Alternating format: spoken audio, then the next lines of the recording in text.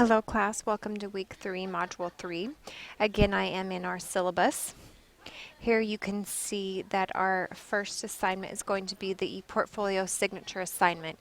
This is going to be what goes into TaskStream and is your benchmark assessment, okay? So again, it's the ePortfolio signature assignment, action research, topic choice, statement of the problem, and research question. So in various weeks, you are going to put part of this together, and then by the end of our class, you'll go ahead and you'll have the whole entire assignment, and that's what you'll submit into TaskStream. So rather than asking you to do it at the very end and try and come up with it all together, they're kind of breaking it up for you, which is very nice, I think. I think you'll appreciate that. So I'm going to go ahead, and I think just me going over it and then explaining a few steps should give you the extra information needed for this particular first part of the assignment, okay? So what you're going to do, of course, is you're developing an action research proposal for conducting research and reading instruction. Now, the whole idea behind this is that it is theory. It's not something that you actually have to go out and do or report to. When I took this class in my program, I actually did, and I was teaching reading at the time while being in my program, and so I did apply it. So certainly you're welcome to do that, but it is not required, okay? Your proposal will plan the research and study what could be done to improve some element of reading instruction. But here is what I was talking about. But you will not conduct the actual research, okay? You will complete and submit several components of the proposal throughout the course in order to receive feedback from your instructor, obviously me, in preparation for the final submittal at the end of the course. So kind of what I just went over with you. Number 2, for this component of the assignment, choose a topic in which you will formulate your action research proposal. Your selection may be gleaned from your work environment, historical studies, or current affairs. And I would assume that this is very important to you, those of you certainly teaching right now and those of you teaching reading, that I would hope you certainly would want to use your current situation, your current environment. Again, if you ever had a job or you were in a position of historical studies or some sort of current affairs, certainly you're welcome to use that as well. Number 3, after choosing your topic, state clearly the problem or issue you plan to address by conducting your action research. Number 4, develop your research question. Refer to Chapter 6 in the Action Research Guidebook, a 4-step process for educators and school teams, for guidance on formulating your research question. And again, that's going to be as we go up and under our additional reading materials in the syllabus, okay?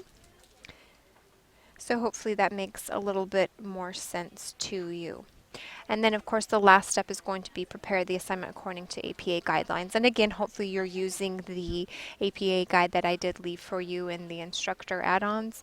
If you're already familiar and you're very comfortable, obviously you'll go ahead and you'll create it the way that you know. And certainly you don't have to use my guide.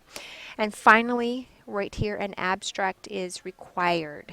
Make sure that the abstract is there. It is in proper format. Again, there is one in my guide as it is a graduate studies guide, again in the instructor add-ons. Thank you. Second, for our week 3, module 3, you're going to put together components of reading analysis. So number 1, you're going to compose a presentation comparing the similarities and differences of the 5 major components of reading between hypothetical 1st, 3rd, and 5th grade classroom. You're going to include a demographic description of each hypothetical classroom. Now here is where I get a lot of questions.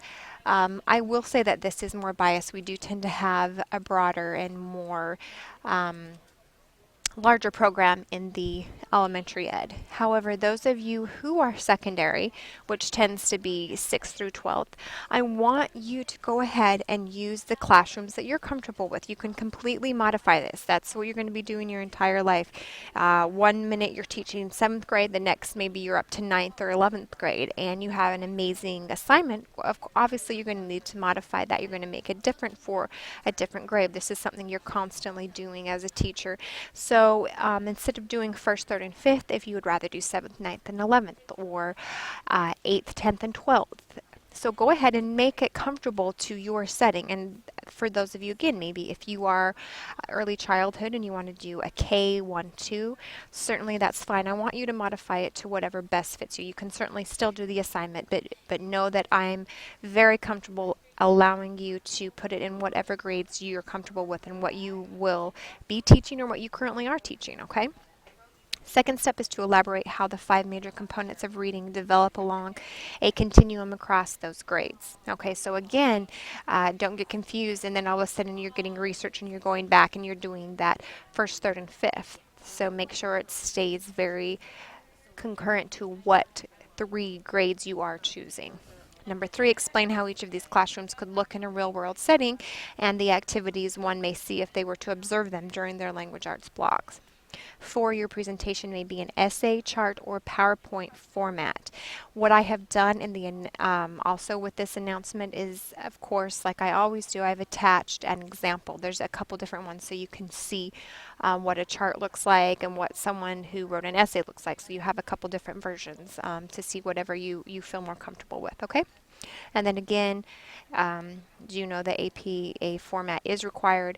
I don't know. I wish they would get rid of this in the syllabus. There's nothing that I can do or any of the other professors can do. It just always says, while it's not required, yes, it is. It is always included. APA will always be included. Okay? And just because of the type of assignment this is, no, it's not necessary to have an abstract. All right? I'm very much looking forward. This is one of my most favorite assignments. It's amazing, and I hope that you have a good time with it. And then, of course, you have your 2 discussion questions as always, and you're responding to your peers again on 3 different days at least one time. Thanks.